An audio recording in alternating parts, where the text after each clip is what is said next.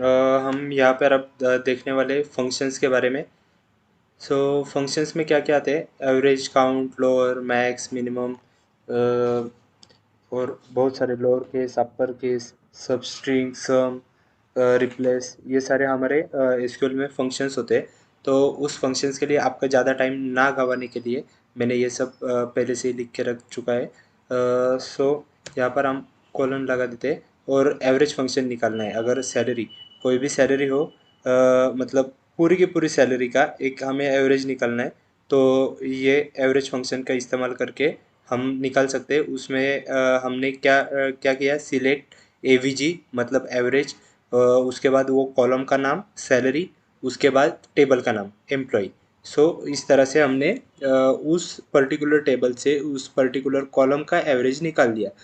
उसके बाद आता है काउंट, मतलब टोटल काउंट करना है। तो उसके लिए हमने यहाँ पर वो सैलरी, टोटल सैलरी कितने, मतलब कितने कॉलम की वो सैलरी है, उसका काउंट निकालने के लिए वो हमने काउंट फंक्शन का इस्तेमाल कर दिया।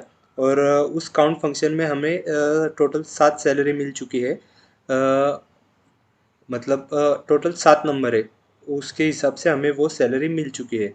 तो आप देख सकते हैं यहाँ पर ये आ रहा है 7, टोटल नंबर 7 है। तो उसकी वो सैलरी आ चुकी है। उसके बाद आता है लोअर फंक्शन, या फिर आप कह सकते हैं अपर फंक्शन। तो लोअर फंक्शन क्या करता है, लोअर फंक्शन हमने तो ईएमपी नेम पे अप्लाई कर दिया। जहाँ पर भी वो जो नाम होते हैं हमारे, तो वो सारे के सारे अपर अपर केस या फिर लोअर केस, मतलब कैपिटल लेटर या फिर स्मॉल लेटर्स में मिल जाते हैं। लोअर की जगह हम अगर यहाँ पर अपर लिख देते हैं, तो ये सारे सारे के सारे हमें कैपिटल लेटर्स में मिल जाएंगे। तो आप देख सकते हो यहाँ पर, ये देखो मैंने एग्जीक्यूट कर दिया तो ये सारे के सारे कैपिटल लेटर्स में आ चुके हैं। अब आते हैं हम मैक्सिमम सैलरी निकालने के लिए। तो मैक्सिमम या फिर मिनिमम, सो पहले हम मिनिमम निकाल के देखते हैं। तो मिनिमम के लिए 550 मिनिमम सैलरी है इस टेबल में। और मैक्सिमम के लिए क्या, सीधा मिन के जगह पे हमें मैक्स लिख देने का। और उसके बाद जो आएगी सैलरी वो मैक्सिमम सैलरी हो जाएगी। तो यहाँ पर आप देख सकते हो मैक्सिमम सैलरी आ चुकी है 150000। सो ये आ चुकी है हमारी मिनिमम सैलरी और मैक्सिमम सैलरी। आप देख सकते हो मिनिमम सैलरी हमारी आ चुकी थी 550, जो कि स्मृति के लिए है। और मैक्सिमम सैलरी जो कि आ चुकी थी 150000। सो वो आ रही है ओमकार के लिए। सो ये मैक्सिमम और मिनिमम का भी हो चुका है। अभी हम आते हैं सम के लिए। सम, अगर हमें सम निकालनी है तो टोटल, अगर किसी भी एक पर्टिकुलर एम्प्लॉय को टोटल कितनी सैलरी जा रही है, या फिर उसका डिविडेंड समझ लो, और पर्टिकुलर सैलरी समझ लो, या फिर उसका पार्ट टाइम या फिर वो एक्स्ट्रा टाइम जो भी वर्क करता है उसका सारा का सारा हिसाब, अगर हमें वो लगना है तो उस जगह पर हम ये सम का इस्तेमाल कर सकते हैं। तो सम ये फंक्शन मैंने इस्तेमाल कर दिया जहाँ पर भी एम्प्लॉय नंबर 3 था उसके लिए।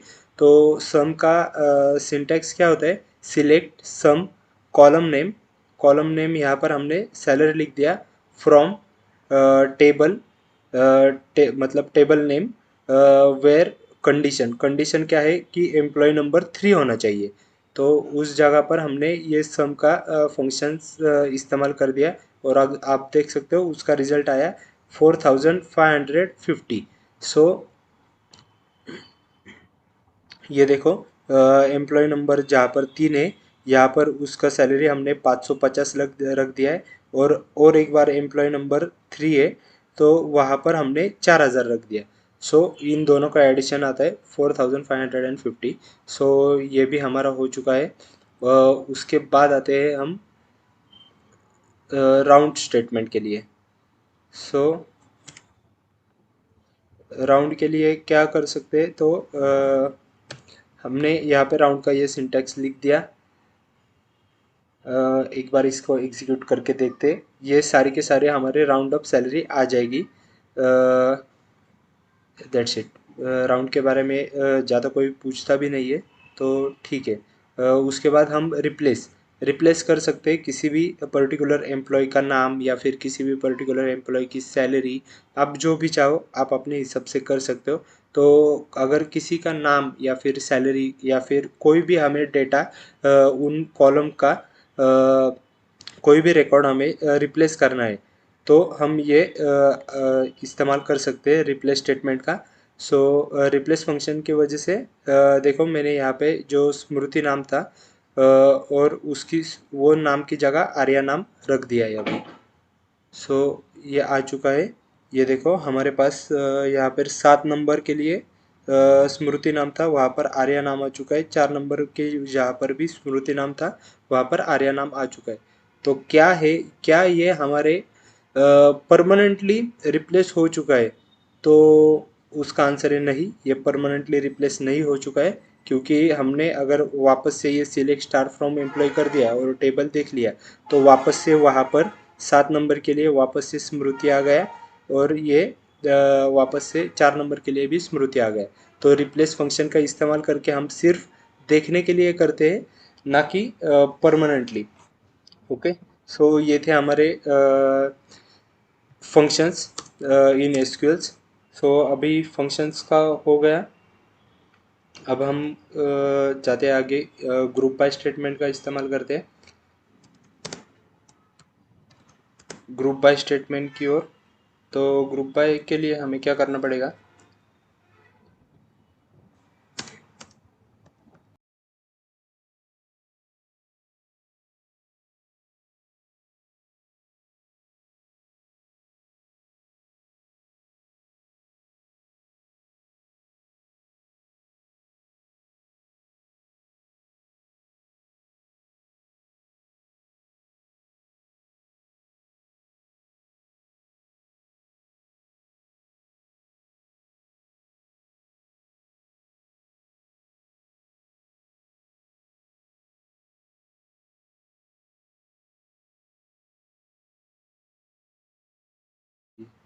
यहाँ पर हमें डिपार्टमेंट करना चाहिए था, जो कि एम्प्लॉय कर दिया। It's okay. हमें डिपार्टमेंट के अकॉर्डिंग चाहिए, तो हमें यहाँ पर डिपार्टमेंट करना चाहिए था। सो यहाँ पर आप देख सकते हो ये टोटल छः छः रिकॉर्ड यहाँ पर आ चुके हैं। तो ये बैंकिंग का अलग आ रहा है, मतलब दो बैंकिंग के थे, तो वो उसमें एक ही कन्वर्ट होके आ चुका है और ये पूरी की पूरी उसकी टोटल आ रही है। तो इस तरह से ये ग्रुप बाय का स्टेटमेंट यूज़ होता है। और ग्रुप बाय करके हमें ये पर्टिकुलर मतलब सम करो या फिर जो भी चाहते हैं वो सब हम कर सकते हैं और ग्रुप बाय से हमें वो पर्टिकुलर वैल्यू मिल सकती है। तो ये था ग्रुप बाय स्टेटमेंट। उसका सिंटेक्स फॉर एग्जांपल हम देख लेते हैं कि सिलेक्ट कॉलम एक्स, मतलब जो भी हम कॉलम एक्स एक्स मान लेते हैं हमें यहाँ पे कॉलम एक्स, उसके बाद आता है सम, उसके बाद कॉलम आंसर, मतलब जो भी हमें आंसर के लिए कॉलम चाहिए तो हम उसको मान लेते हैं कॉलम आंसर।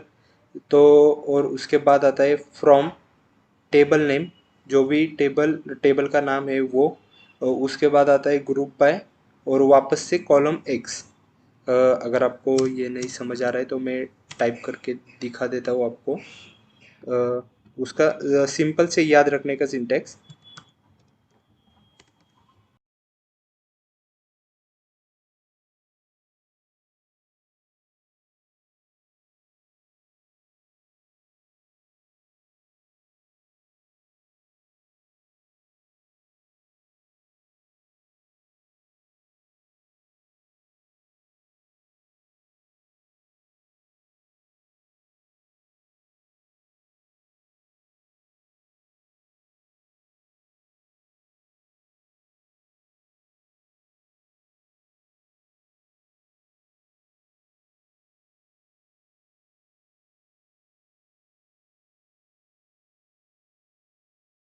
आप एक तरह से ये फॉर्मूला के हिसाब से लिख सकते हो।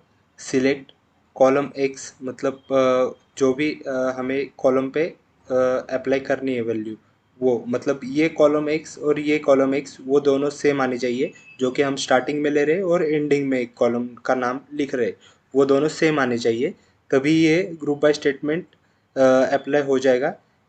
और उसके अंदर सम आंसर जो भी हमें कॉलम के नेम चाहिए, मतलब जो भी आंसर के लिए हमें जो भी रिकॉर्ड का आउटपुट चाहिए उसका नाम, मतलब यहाँ पर हमने डिपार्टमेंट लिख दिया।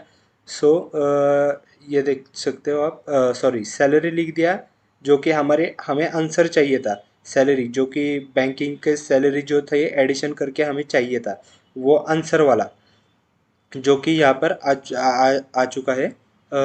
उसके बाद फ्रॉम टेबल नेम, जो भी टेबल का नाम आप चाह रहे हो, जो भी आपने टेबल का नाम लिखा है वो टेबल का नाम, उसके बाद आता है ग्रुप बाय, जो कि क्लॉज है, वो ग्रुप बाय लिखना है, उसके बाद वापस से वो कॉलम एक्स।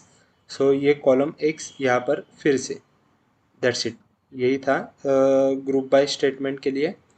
सो हम आगे बढ़ते हैं, हमारे पास आगे है हैविंग क्लॉज।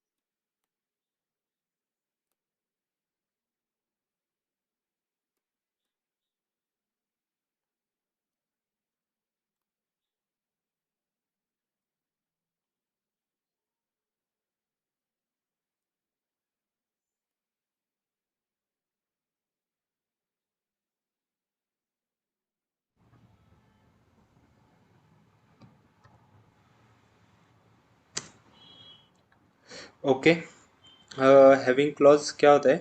तो हैविंग क्लॉज की मदद से हम एक पर्टिकुलर अमाउंट से ज़्यादा या फिर कम सैलरी निकाल सकते हो। अभी उसके लिए 4500 ये आ जाएगी, 550 ये आ जाएगी, जो भी 5000 से कम सैलरी होगी उसके लिए हम ये हैविंग क्लॉज अभी फ़िलहाल के लिए अप्लाई कर रहे हैं।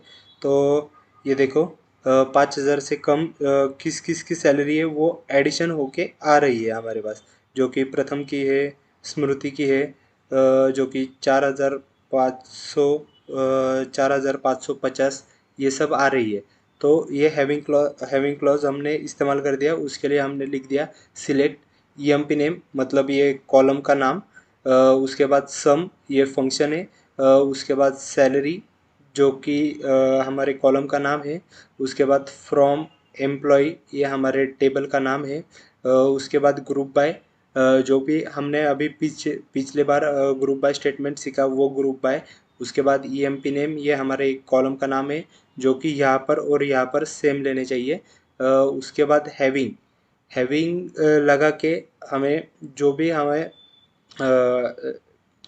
क्या बोलते हैं, कंडीशन अप्लाई करनी है, वो कंडीशन हैविंग कंडीशन।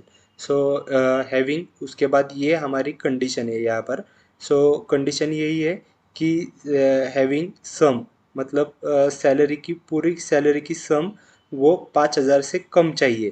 तो ये हमने कंडीशन लगा दी। हम यहाँ पर ये भी कर सकते हैं कि 5000 से ज़्यादा चाहिए, तो ज़्यादा चाहिए, ज़्यादा के लिए ये दोनों नाम छोड़ के बाकी सारे के सारे नाम आ जाएंगे, ये आप देख सकते हो। सो ये देखो ये आ चुके हैं। सो ये थी हमारी हैविंग क्लॉज, और उसकी ये जो हम कंडीशन अप्लाई करके रखते और देखते वो भी हो चुका है हैविंग क्लॉज। उसके बाद आते हैं हम अल्टर। अल्टर क्या करता है? अल्टर का इस्तेमाल करके आप ऐड कर सकते हो, डिलीट कर सकते हो, मॉडिफाई कर सकते हो टेबल या फिर डाटा टाइप्स को। सो उसके लिए हम अल्टर के लिए हम पहले अभी ऐड ऐड सीख लेंगे। ऐड का सिंटैक्स वो होता है,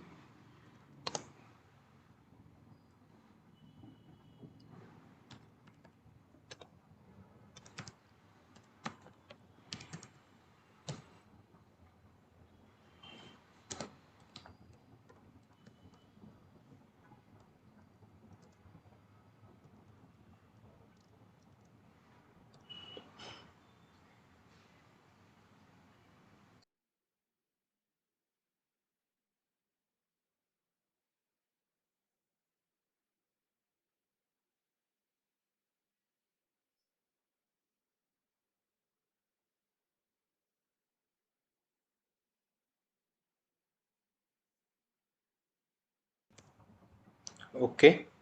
सो हमने ये देखो, यहाँ पर हमारे पास ये एम्प्लॉय का टेबल है जहाँ पर लोकेशन नाम का कोई अभी कॉलम नहीं है।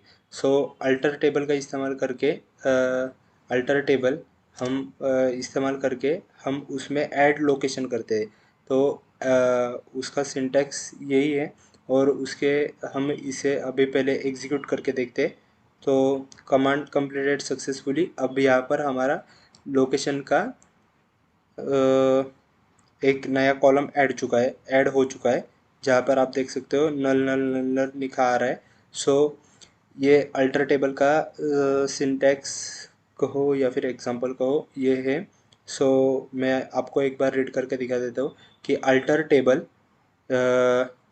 एम्प्लॉई मतलब हमारे ये टेबल का नाम, उसके बाद आता है ऐड लोकेशन।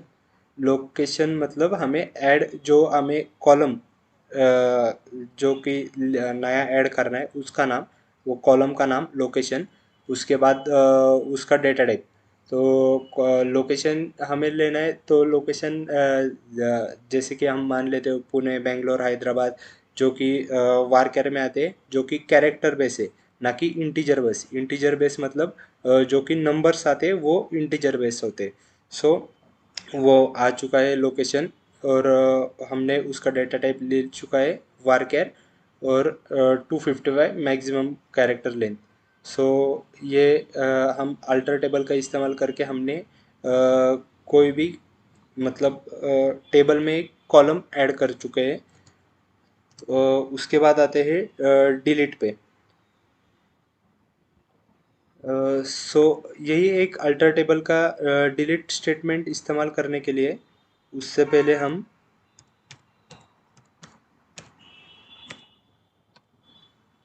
कंट्री नाम का एक और अल्टर टेबल से ऐड कर लेते, फिर वो हमें डिलीट के लिए इस्तेमाल हम कर सकते हैं। सो मैंने अल्टर टेबल का इस्तेमाल करके एक और कॉलम ऐड कर चुका हूँ मैं कंट्री नाम से। सो हम अभी इसे डिलीट करेंगे वापस से अल्टर टेबल का इस्तेमाल करके।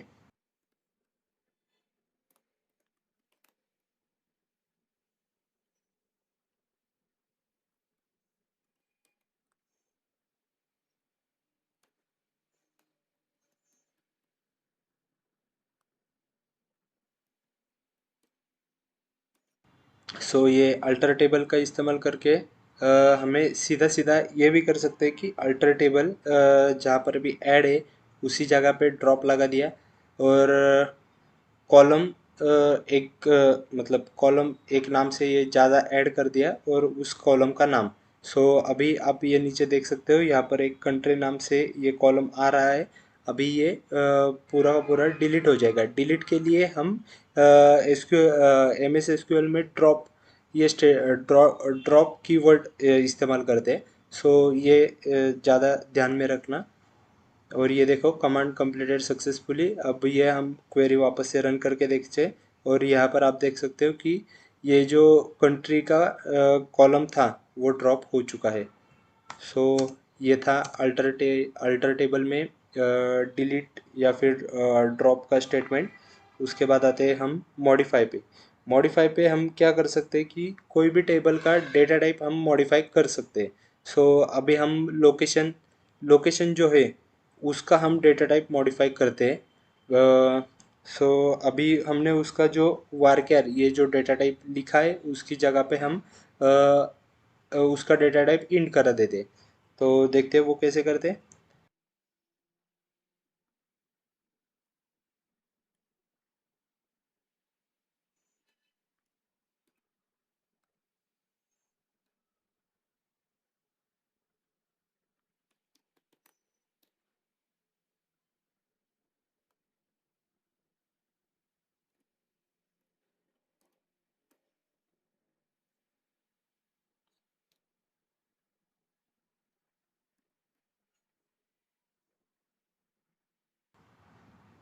सो ये देखो, alter table data type change करना है उसके लिए, या फिर हम कह सकते हैं कि मॉडिफिकेशन के लिए alter table employ, alter column, column का नाम है लोकेशन, लोकेशन पे हमने जो डेटा टाइप पहले ले लिया था तो वो था वारकैर 255। सो अब यहाँ पर हमने उसका डेटा टाइप इंट कर मतलब इंट करा दिया है।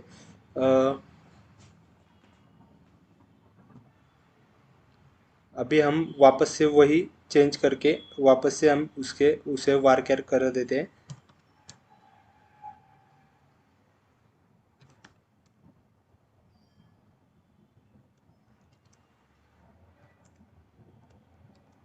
वारकैर 50 कर देते हैं इस बार, क्योंकि बहुत ज़्यादा भी नहीं बहुत कम भी नहीं। सो कमांड कंप्लीटेड सक्सेसफुली। ये था हमारा मॉडिफिकेशन का अल्टर टेबल का स्टेटमेंट। सो इसमें हमने अल्टर टेबल टेबल का नाम वापस से अल्टर एक बार एक वो स्टेटमेंट लगा दिया, ऐड ड्रॉप और अल्टर। ये अल्टर के तीन स्टेटमेंट के लिए मतलब इस्तेमाल किए जाते हैं। ऐड कोई भी वैल्यू ऐड करने के लिए या फिर कोई भी कॉलम का नाम ऐड करने के लिए। उसके बाद आता है ड्रॉप, कोई भी कॉलम या फिर रो ड्रॉप करने के लिए। उसके बाद आता है अल्टर, अल्टर का इस्तेमाल इसलिए किया जाता है क्योंकि ज़्यादातर यही हमारे जो कॉलम का डेटा टाइप होता है वो चेंज करने के लिए। सो ये हो चुका है अल्टर।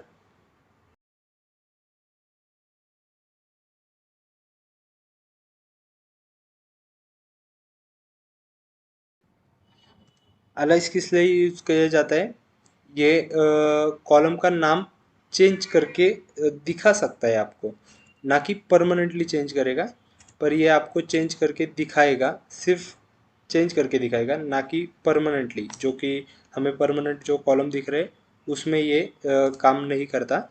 सो एक सिर्फ एक बार देखने के लिए हम ये स्टेटमेंट का इस्तेमाल करते हैं। तो ज़्यादातर शायद से कहाँ पर इसके बारे में ज़्यादा कोई पूछता भी नहीं है।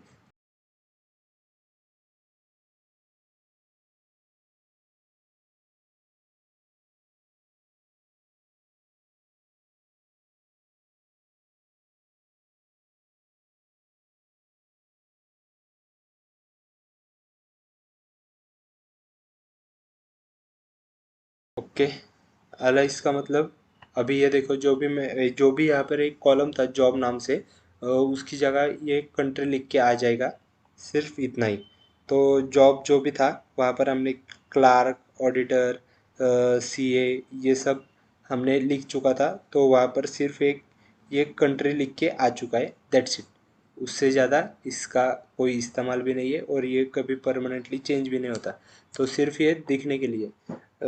उसके बाद ड्रॉप ये क्या करता है कि परमानेंटली डिलीट करा देता है। कोई भी हमें अगर डेटाबेस डिलीट करना है या फिर टेबल डिलीट करना है तो ड्रॉप का इस्तेमाल करते हैं। अभी आप देख सकते हो कि यहाँ पर एक फैंसी कोडिंग नाम से एक डेटाबेस है और उसमें एक व्यूवर्स नाम से एक टेबल भी है। तो हम पहले टेबल डिलीट करते फिर डेटाबेस डिलीट करते। तो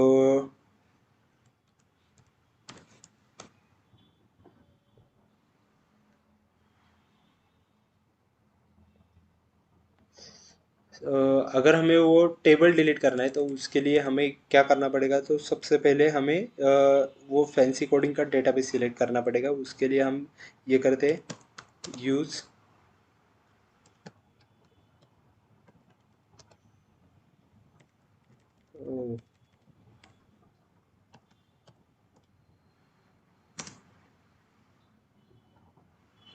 यूज़ फैंसी कोडिंग। सो यहाँ पर अब ये फैंसी कोडिंग का नाम आ चुका है। तो उसमें से हमें ये विवर्स नाम का टेबल डिलीट करना है। तो उसके लिए हम ड्रॉप इस्तेमाल करेंगे।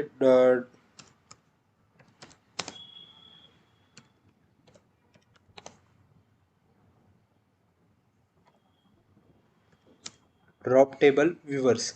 सो ये करने के बाद ये जो यहाँ पर व्यूवर्स नाम का टेबल दिख रहा है, आपके लिए मैं पहले दिखा देता हूँ कि ओके, आप ये तो समझ सकते हो कि यहाँ पर व्यूवर्स नाम का एक टेबल है। शायद से मैंने उसमें कोई वैल्यू भी नहीं डाल रही है। सो ये ड्रॉप व्यूवर्स और ये टेबल यहाँ से डिलीट हो जाएगा। अभी ये कमांड सक्सेसफुली रन हो चुकी है। यहाँ पर रिफ्रेश कर देता हूँ।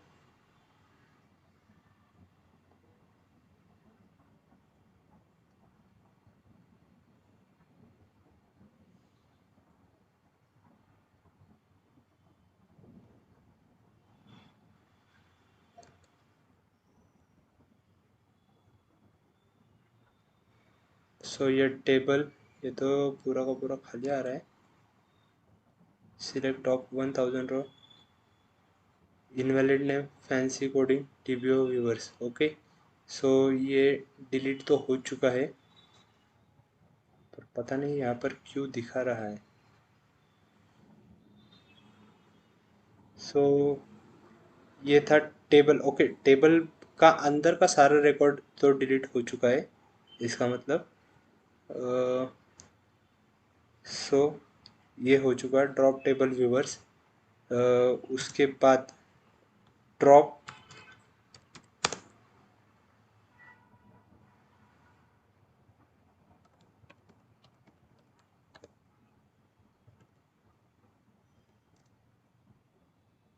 ओके, हम ये फैंसी कोडिंग का जो पूरा का पूरा ये जो डाटाबेस दिख रहा है, ये पूरा का पूरा हम डिलीट कर देंगे। सो अभी यहाँ पे क्या आ रहा है, करंटली इन यूज़। ओके, सो अगर हमें ये नहीं अगर ये डिलीट करना है तो कोई और डाटाबेस या फिर कहीं और जाके हमें ये डिलीट करना पड़ेगा। उसके लिए अब हम क्या करेंगे कि फैंसी इन्फो सॉल्यूशंस में चले जाएंगे और ये देखो ये कमांड सक्सेसफुली रन हो चुकी है। उसके बाद ये सिलेक्ट करेंगे ड्रॉप डाटाबेस फैंसी कोडिंग। सो ये नीचे तो कुछ दिखा भी नहीं आया। ओके, एग्जीक्यूटिंग क्वेरी, ये हो रहा है, एग्जीक्यूट हो रही है ये क्वेरी। इतना वक्त क्यों लगा रहा है।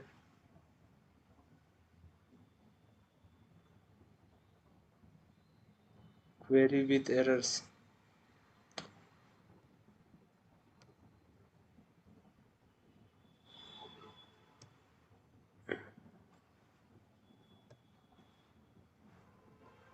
सो सिंटैक्स तो यही है।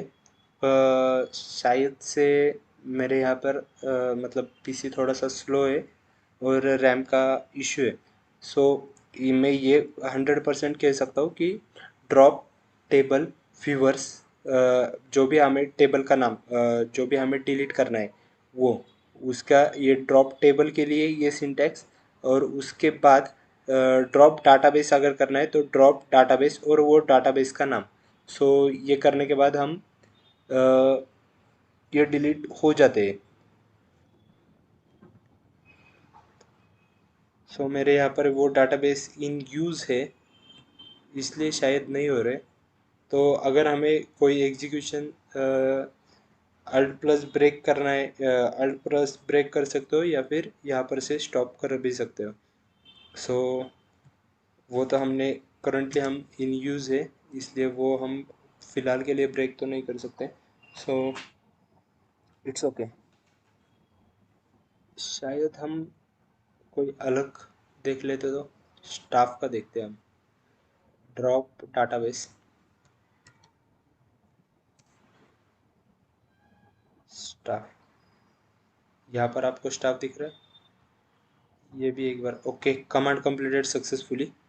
वो सो यहाँ पर अभी हमें दिख रहा है, रिफ्रेश करेंगे तो ये स्टाफ हट जाना चाहिए।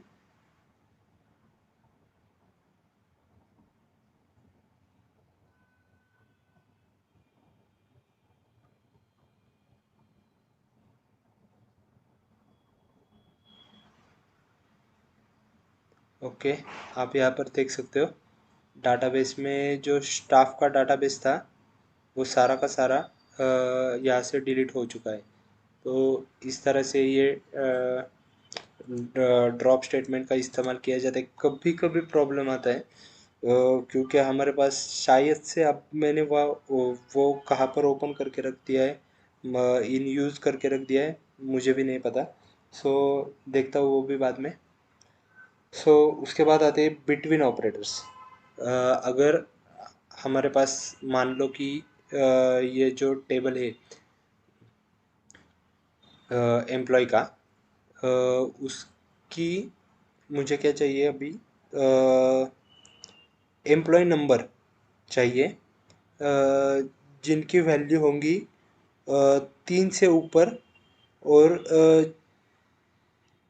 कितने, 6 के नीचे। 3 से ऊपर और 6 के अंदर, या फिर आप कह सकते हो 3 से ऊपर या फिर 5 के अंदर। मतलब 3, 4, 5, ये तीन ही आंकड़े आने चाहिए। सो उसके लिए मुझे क्या करना पड़ेगा?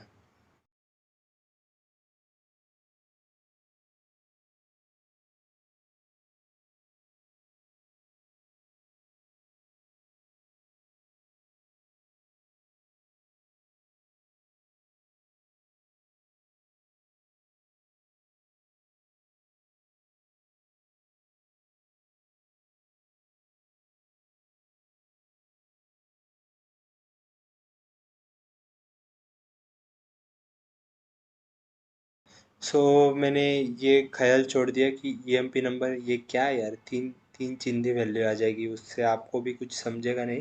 तो इसलिए हम वापस से सैलरी पे ही वो अप्लाई कर देते हैं। सो यहाँ पर ये देखते हैं एग्जीक्यूट करके, एग्जीक्यूट होता है नहीं, या फिर ये हो चुका है पूरा का पूरा एग्जीक्यूट सक्सेसफुली। उसके बाद हमने यहाँ पे क्या कर दिया, select star from employ where salary in between, मतलब सैलरी बिटवीन 200 एंड 6,000। सो हमने हमें वो एम्प्लॉय की डिटेल्स चाहिए जिनकी सैलरी 200 से लेके 6,000 के बीच में है। तो उन सारी एम्प्लॉय की डिटेल्स आ चुकी है, जहाँ पे स्मृति, प्रथम, स्मृति, ये सारे एम्प्लॉय आप यहाँ पर चेंज भी कर सकते हो कि ओके। सो हम यहाँ पर सिलेक्ट कर देते, select star from employ where salary between 500 से लेकर हमें चाहिए 10 10,000 तक। सो यहाँ पर हमने ये उसका सिंटैक्स तो लिख दिया। सो 500 से लेके 10,000 तक की ये सैलरी आ चुकी है। उसमें हम एक और ज़ीरो बढ़ा देते, एक और ज़ीरो बढ़ा देते। सो शायद से ये सारे के सारे सैलरी आ जाएगी। सो ये देखो यहाँ पर सारे के सारे एम्प्लॉयज़ की सैलरी आ चुकी है वापस से। सो ये था बिटवीन ऑपरेटर्स, जो कि हम बिटवीन कोई भी बिटवीन वैल्यूज़ निकालने के लिए इस्तेमाल कर देते हैं। उसके बाद आता है इन ऑपरेटर।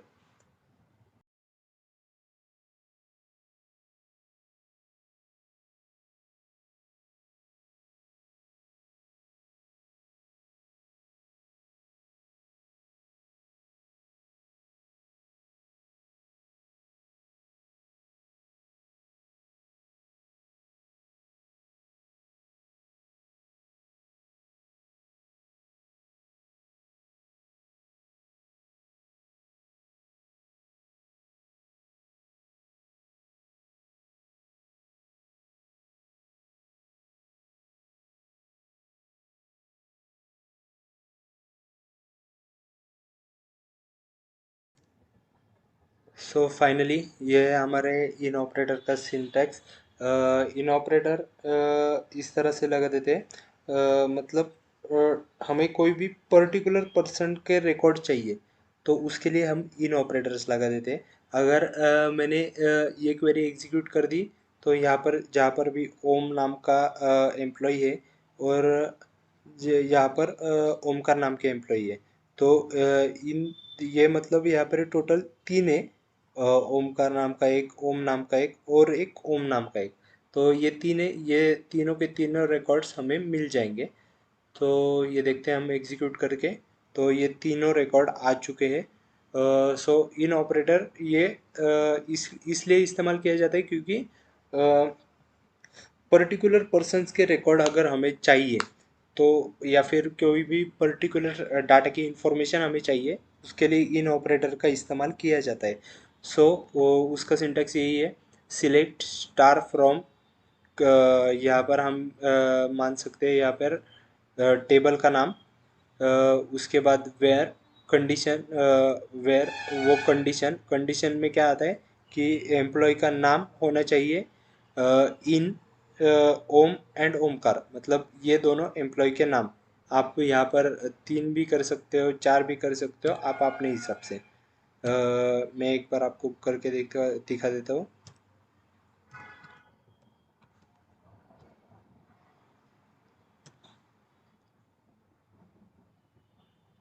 सो आप देख सकते हो यहाँ पर मैंने एक और नाम ऐड कर दिया। सो ये देखो, प्रथम का भी इंफॉर्मेशन यहाँ पर मिल मिल चुका है हमें। सो ये होता है इन ऑपरेटर का यूज़। सो इन ऑपरेटर भी हो गया। उसके बाद आते हैं ट्रंकेट ऑपरेटर पे। ट्रंकेट ऑपरेटर क्या करता है कि मतलब ये एक तरह से डिलीट करा देता है रिकॉर्ड्स को। तो अब हम इसी टेबल को ट्रंकेट करा देंगे, जो कि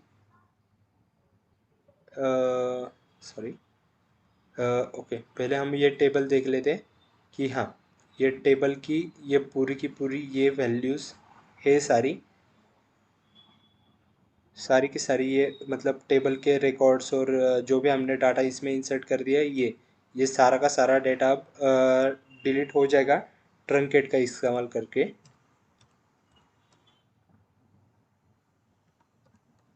ट्रंकेट, ये ट्रंकेट का इस्तेमाल करके, ओके। सो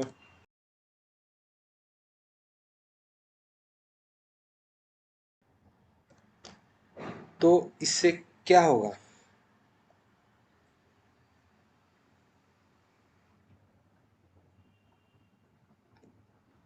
तो इससे क्या होगा कि हमारा ये जो रिकॉर्ड, ये यहाँ पर जो अंदर का सारा रिकॉर्ड है वो डिलीट हो जाएगा, ना कि ये पूरा का पूरा टेबल।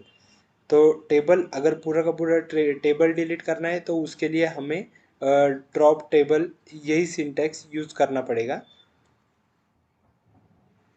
पर हमें उस टेबल के अंदर का रिकॉर्ड डिलीट करना है, तो उसके लिए हम ये ट्रंकेट टेबल इस्तेमाल करेंगे। सो आप यहाँ पर देख सकते हो, ये मैं एग्जीक्यूट करा देता हूँ। ये अंदर का पूरा ये कमांड कंप्लीटेड सक्सेसफुली आ चुका है। अभी उस टेबल में जो भी हमारा रिकॉर्ड फिलहाल यहाँ तक था वो सारा का सारा डिलीट हो चुका है। तो आप देख सकते हो ये ट्रंकेट टेबल का सिंटैक्स, ट्रंकेट टेबल और उस टेबल का नाम, ये करके वो पूरा का पूरा टेबल के अंदर का पूरा रिकॉर्ड परमानेंटली डिलीट हो जाएगा, ना कि टेबल के कॉलम के नाम और ये कॉलम के जो भी हमने डेटा टाइप्स डिफाइन किए हैं वो सारे के सारे वो सब जैसे कि तैसे रह जाएंगे। पर वो टेबल का पूरा अंदर का रिकॉर्ड डिलीट हो जाएगा। सो ये यहाँ तक था। मैं वापस से आता हूँ फिर से नया टेबल क्रिएट करके, मतलब ये सारे के सारे रिकॉर्ड्स डाल के